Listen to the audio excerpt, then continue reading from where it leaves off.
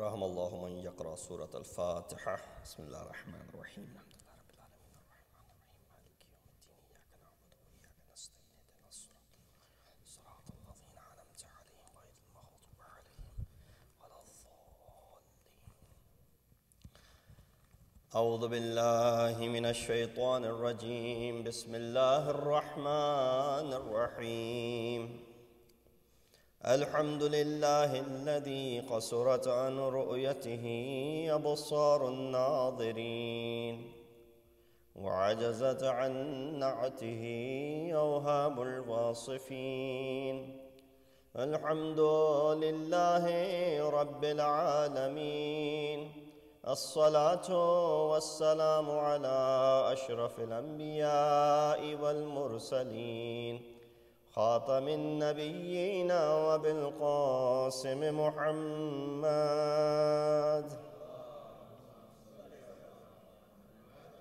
وأهل بيته الطيبين الطاهرين المعصومين الذين ذهب الله عنهم الرجس وطهرهم تطهيرا.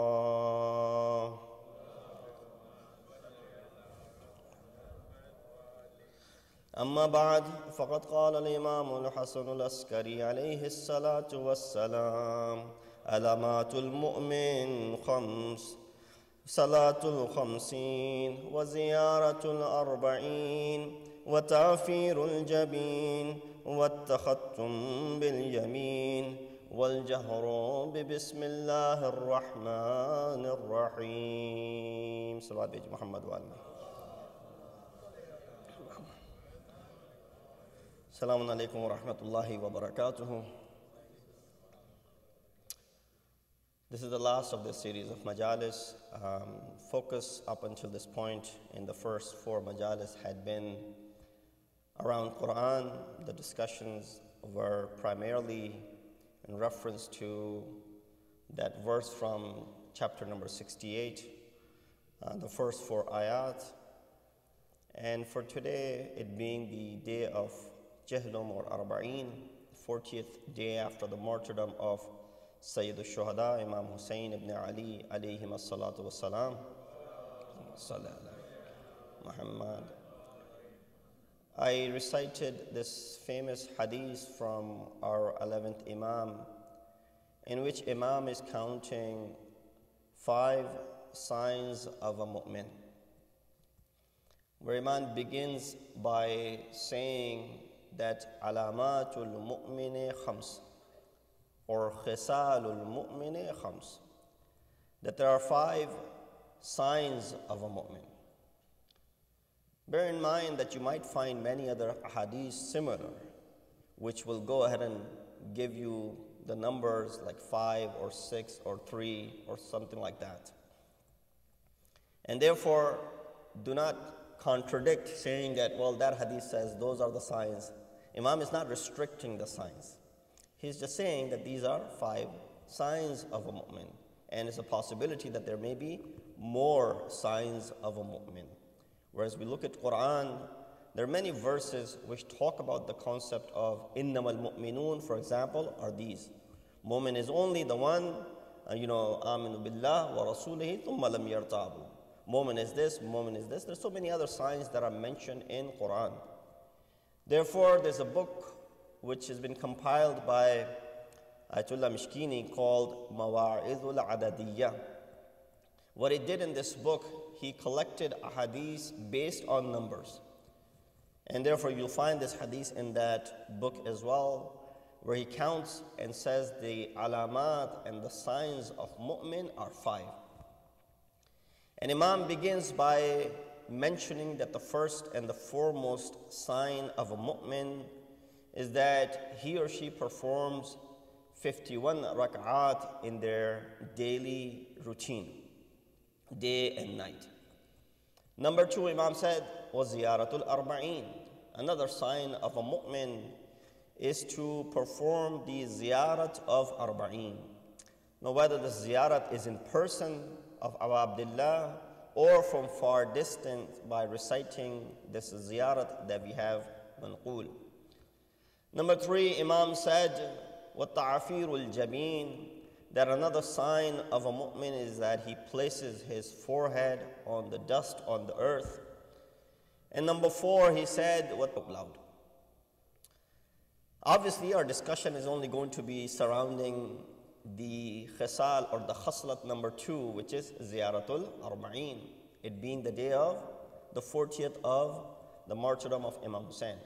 But I just wanted to very quickly give an explanation to other 4 things that Imam is mentioning in this particular hadith. With the 51 rak'at, obviously, I'm sure all of you know that 17 of which is wajib on every single one of us, those who are baligh, and the remaining 34 are comprised of the nawafil and salatul layl. And whoever has the tawfiq and the opportunity, according to Imam, it's a sign of a mu'min that they perform these 51 rak'at in their day and night. Number 2, Imam mentions that a sign of a mu'min is that he places his forehead onto the ground, ta'afirul jabeen. And amongst the things upon which sajda is allowed is that which grows from the ground, but is neither edible nor that which you wear. So with that said, fuqaha have mentioned different things upon which sajda is permissible. And so I don't want to get into the fiqhi debate of that. You have ulama in this community, they can answer that question. But why on khak, on dust, on khaki Karbala for that matter? Because that khaki Karbala has shifa in it, and it is the khak upon which sacred blood of Sayyid al-Shuhada and his companions was shed, and therefore it reminds us of this sacrifice, this ithar, this altruism and preferring others over ourselves every time we go ahead and perform this sajda. So with that said, ta'firul jabeen, it's one of the acts of peak of humbleness that insan places his forehead onto the ground. Imam said wearing the ring in the right hand is amongst the signs of a mu'min. You see how the signs are getting easier and easier. 51 rak'at was difficult. Not many of us have the opportunity to perform. I included myself. I'm sure many of you have the opportunity. But you see how the signs are getting easier. That amongst the signs is to wear a ring on your right hand. Now in that regards, I'm no expert in it, so I won't delve too much into this area, but nonetheless there are many riwayat and traditions which talk about the concept of wearing a ring, in specifically certain types of rings which would have effect on your well-being. So therefore we'll just leave it to that, and inshallah you can go ahead and further study on your own as to what it means. Number 4, Imam said, وَالْجَهْرُ بِبِسْمِ اللَّهِ الرَّحْمَنِ الرَّحِيمِ. Amongst the signs of a mu'min is that he utters Bismillah ar-Rahman ar-Rahim out loud. And therefore you see that when we stand up for salat, even if it's salat where we're reciting it softly, we still recite the ayat of Bismillah ar-Rahman ar-Rahim out loud. Now why Imam counted it to be a sign of a mu'min is really, sometimes you could refer to as, a mystery, but now that we've seen how some of the brothers in Iman, they don't utter Bismillah ar-Rahman ar-Rahim. Some of them do, some of them don't. And probably because they don't consider Bismillah to be part of every surah. And that could be the reason that they do not utter Bismillah ar-Rahman ar-Rahim beginning of their surah. And therefore, we consider Bismillah to be part of every single surah aside from Surah Tawbah. Therefore, reciting a naqis or incomplete surah in namaz will make your namaz batil. Therefore, this is one of the reasons when you stand behind as Sunni Imam, you may perform in Jama'at, you'll get the reward and the thawab of Jama'at when you go to, for example, Makkah and Medina, but you should recite your surahs yourself so that you have recited it in its entirety and its completion. Another reason that some of the ulama that I have heard have mentioned is that when Amir al-Mu'mineen, Imam al-Muttaqeen, Ali ibn Abi Talib alayhi salatu wasalam, was asked the summary of the entire Quran, Imam said, Surah Al-Fatiha. And then he said further, if you want to summarize Fatiha, it would be in Bismillah ar-Rahman ar-Rahim. And then he said the summary of Bismillah is in that ba, and I am that dot which is underneath this ba. And that could be the reason why this Bismillah is amongst the signs of a mu'min that Imam is mentioning to be recited.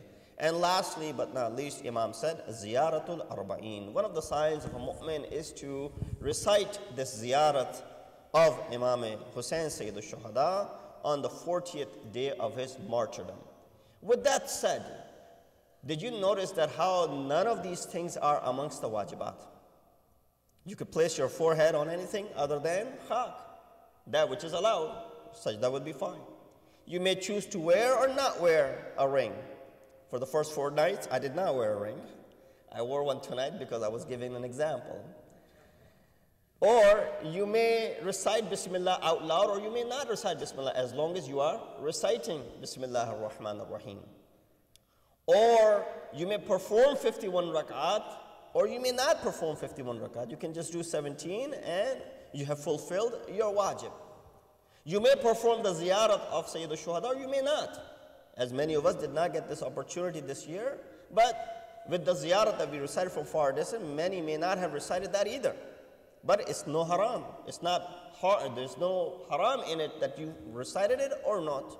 So here you realize that all of these 5 things are what? They're all mustahab. What is it that Imam is trying to tell us when he says amongst the signs of a mu'min is these 5 things? Imam is trying to tell us that wajibat is the kamal of your deen, but mustahabbat is the kamal and the perfection of your iman. So not only that you neglect your wajibat, but alongside with those wajibat, in order to perfect your iman, include these signs in them as well. And hence Imam is narrating this, that these are 5 signs of a mu'min. Salawat bi Muhammad wa ali Muhammad. Of course, the focus on the 5th thing that Imam mentioned, which is Ziyaratul Arba'een. Now let me just focus briefly on Arba'een. As to the word 40th, where did it emerge from? Number 40, what is the importance of that number?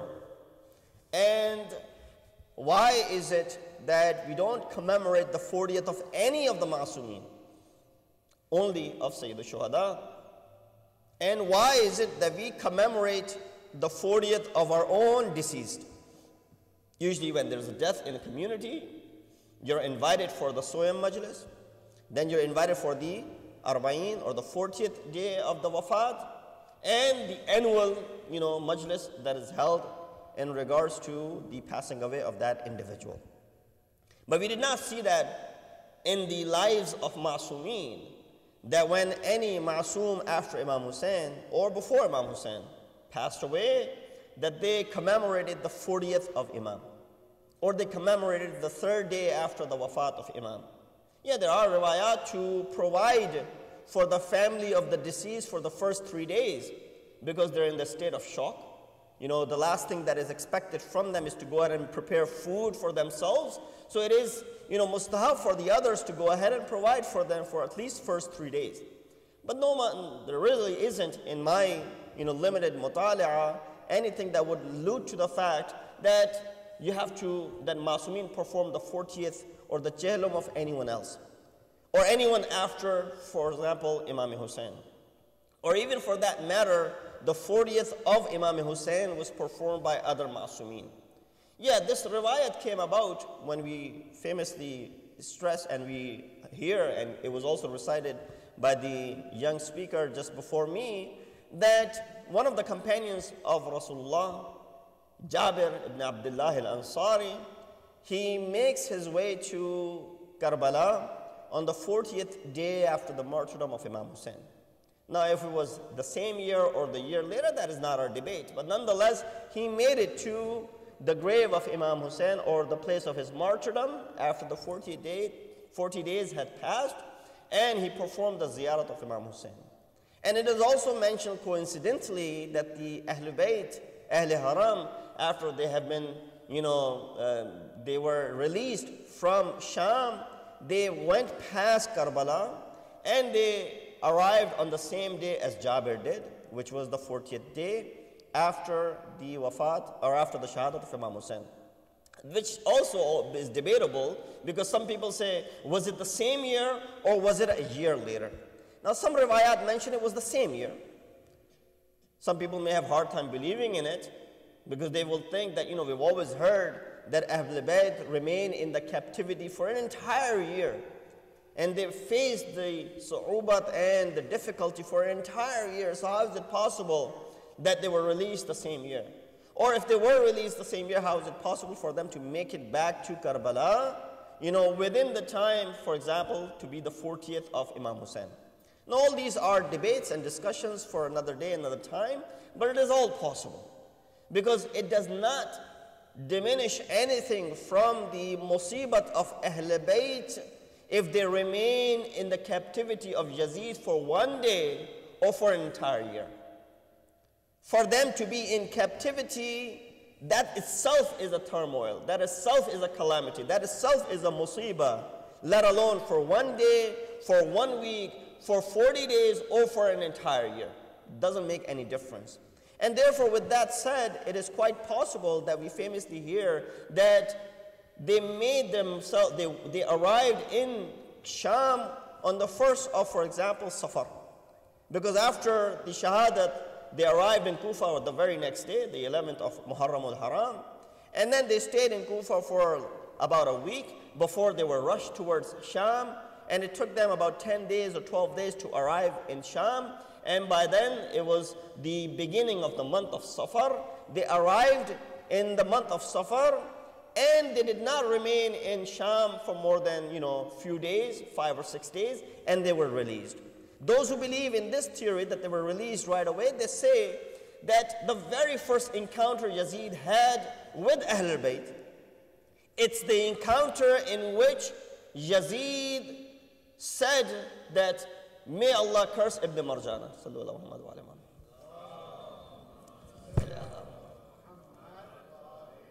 That he feels in this way that he curses Ibn Marjana, tries to distance himself from this tragedy or this atrocity, that I did not order him to, kill them, I only ordered him to bring.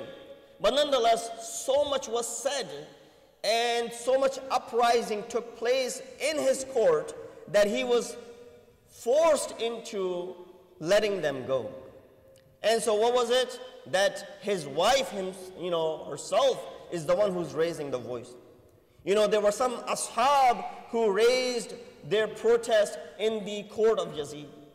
And with that said, his daughter and the ambassador from Rome and many other folks who were present in the court of Yazid, they raised their protest in reference to as to what he was doing and how he was treating the head of Imam Hussein. And right away, that left his government, and there was a problem to be created if he was to keep Ahlul Bayt for too long. So some theories mention that he released them not after only a few days, and therefore Ahlul Bayt was able to come back to Karbala in the same year of Arba'in. But then there are others who believe that no, Ahlul Bayt stayed in the prisons for a year, entire year, before they were released. With that said, the word Arba'in, Jabir becomes the first person who performs the ziyarat of Imam on the 40th day. So therefore the word Arba'in comes about. So therefore with that established, we do commemorate the 40th after the wafat of our loved ones. But it is not in a case that some people will raise a point saying that it is bid'at, that this was something which was not done in the time of Rasulullah, therefore it's an innovation. And that which was not done in the time of Rasulullah, if it's done now, it's considered innovation. So if that was the qaida and that was the rule, that something which was not done then and it is done now, or that which not existed in the time of Rasulullah, وَمَا آتَاكُمُ الرَّسُولُ فَخُذُوا وَمَا نَهَاكُمْ عَنْهُ فَانْتَهُوا, that if something did not exist in the time of Rasulullah and you do it now, that means it's bid'at. So that means there are a lot of things that we do today which were not existing in the time of Rasulullah. Many of those things will be then questionable, and therefore we would not be able to do them. So that is not a very relevant and very logical answer to that.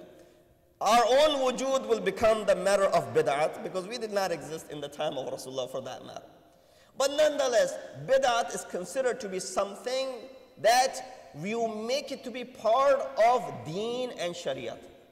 That which did not exist in the time of Rasulullah, we then today consider it to be part of shariat. Now this is something which you can really raise a question and say that it did not exist in the time of Rasulullah. You go ahead and make it part of the shariat. This is bid'ah. That is understandable, but not just anything that did not exist.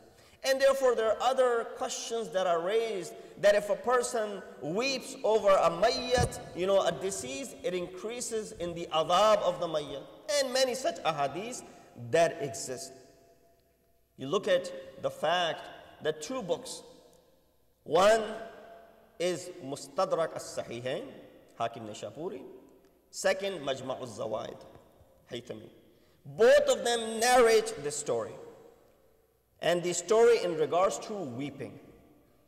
That they say, well, you weep over Hussein, and so weeping is, again, a form which leads to bid'ah. And if a person weeps over a mayyat, that mayyat is given adhab. And the concept of weeping comes about. Two riwayat, or rather one riwayat mentioned in these two books. Therefore, Mustadrak as-Sahihain is a book that is for the two Sahih books, Bukhari and Muslim. The riwayat that are mentioned in this book are according to the criteria of Imam Bukhari and Imam Muslim, but they, for whatever reason, did not include it in their own books. Therefore, Hakim Nishapuri collected these ahadith based on the same criteria. He said Rasulullah was playing with his grandson, and as any grandfather would be playing with the grandson, after a while, we saw Rasulullah weeping. And this is the first narration there were the women from the household of Rasulullah, amongst them Salma, or other ladies who were present. When they saw Rasulullah weep, they came up to the Rasulullah and they said, "Oh Rasulullah, may our lives be sacrificed over you. What is it that makes you cry?" When a child weeps, you don't really pay that much attention after taking care of the child. But when an elderly is weeping, right away, that is a matter of concern. And so Rasulullah said, Jibreel came down and he showed me and he told me how Hussein would be martyred, and he showed me the place where he will be martyred. And that led to me crying. All the wives of Rasulullah and the other female members of the household, they started weeping. Rasulullah went in the same state outside. He ran into his companions. The companions saw the athar of him weeping. They asked, "Oh Rasulullah, may our lives be sacrificed. What is it that made you cry?" Rasulullah related the entire story to them as well. Right away, the companions also wept alongside with Rasulullah. Both of these books narrate this tradition. This is Rasulullah weeping for Imam Hussein 50 years at least 50 years prior to the martyrdom of Imam Hussein. According to this hadith, the first people amongst the females who wept for Imam Hussein are the wives and the female members of the household of Rasulullah. And the first male audience that wept for Imam Hussein are the companions of Rasulullah. That too 50 years prior to the shahadat of Imam Hussein. We weep for Imam Hussein after the shahadat of Imam Hussein. If anyone is, establishing a bid'ah, it would be the companions and the wives and Rasulullah na'udhu billah himself, because they're weeping for Imam Hussein prior to his shahadat. At least what we do is that we weep for Imam Hussein after the shahadat had taken place. Salawat bi Muhammad wa ali Muhammad. And the second question that is raised is that, isn't 2.5 months to be too long? It's dragged on and on. Just follow what the Ma'asumeen used to do the first 10 days, or at least the day of Ashur. Once again, the problem is not with the length of it. The problem is with the association with Sayyid al-Shuhada and the culture of it that is established with it. And therefore, the example is very simple.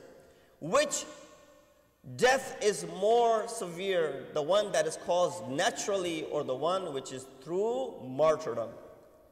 Which has more thawab, the one through martyrdom or the one which is tabi'i, natural? Definitely martyrdom. Now, Rasulullah lost two of his very close companions and his family members in the form of Bibi Khadija salamullahi alayha and Hazrat Abu Talib. In the same exact year when they both passed away, Rasulullah did not say, weep for one day, have grief for one day, or for 1 week, or for 1 month. Rather, the entire year was called what? Amul Huzn. So when someone leaves this world, tabi'atan, naturally, yes, they were very strong supporters of Rasulullah, but they died a natural death. Rasulullah declared to be Amul Huzn for the entire month. Then how are you going to go ahead and diminish the sacrifice of Sayyid al-Shuhada if it's commemorated for 2.5? Salawat biji Muhammad wa ali Muhammad. So I'll come back to my discussion that I have, and that is in regards to this Arba'een. There are many such traditions which highlight the importance of Arba'een. Now these numbers that are used sometimes in riwayat, in ayat of Quran, majority of the time these numbers are referring toward kathrat. You know, when something, a riwayat reads that if a person, for example, performs or recites the dua of Imam Zaman or dua ahad, for example, in the morning, he will be considered amongst those companions of Imam who will be raised with Imam upon his return. Even the words of the dua itself read in the same way, that even if he was buried, he will be brought back out, for example, and he would be amongst the Imam. Or if a person performs, ibadat of Allah subhanahu wa ta'ala, man akhlasa lillahi arba'ina sabahan, whoever purifies his ibadat for the sake of Allah subhanahu wa ta'ala for 40 mornings, what happens? The nur, comes from Yanabiul Hikmah, from his tongue to his heart, or from his heart to his tongue. That means his tongue will only be speaking of wisdom and hikmah due to the effect of purifying his ibadat for the sake of Allah subhanahu wa ta'ala. Now when this 40 or this 70 sometime that the ayat of Surah Tawbah number 79 and 80 talk about the Prophet, astaghfir lahum, or la tastaghfir lahum, or tastaghfir lahum sab'ina marra. If you were to ask for the forgiveness, or if you were to ask for their forgiveness, or if you were to ask for their forgiveness 70 times, Allah subhanahu wa ta'ala will not forgive the crime of these individuals. Here we see that he uses the word sab'ina marra, 70 times. Does that mean if Allah were to do it 71 times, it would be okay? Or 100 times, it would be acceptable? No. Sab'in over here, 70, is referring to kathrat. That it is something which if it's done in abundance, it still would not make any difference. Now here we look at the concept of shafa'at, and we look at the concept of wasila. That yes, we are all in need of this shafa'at, we're all in need of this wasila, because our action itself not enough to go ahead and take power. But what are speaking, and he says that I have been made Nabi, and I am Nabi of Allah, and I have been given a shariat. Or in different